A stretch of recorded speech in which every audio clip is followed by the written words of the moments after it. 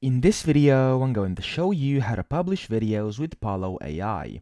So in case you're trying to try out Pollo AI, there's a link down below in the description as well as in the pinned comment where you can try Pollo AI completely for free. So let's get started. Now, the first thing you want to do to publish videos is log in with your account and then hover over here at the top right where your image is, and then you want to go to My Creations, and you will see your different videos that you have in here.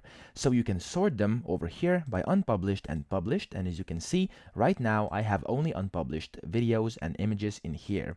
So what you want to do to publish them, when you will have an account which is above the free version, so you will have to actually have another plan. So if I show you pricing over here, you will have to have either the Pro or the Lite version. So with the free version, this sadly won't be possible because you need a premium plan, so a paid plan to be able to publish and unpublish videos.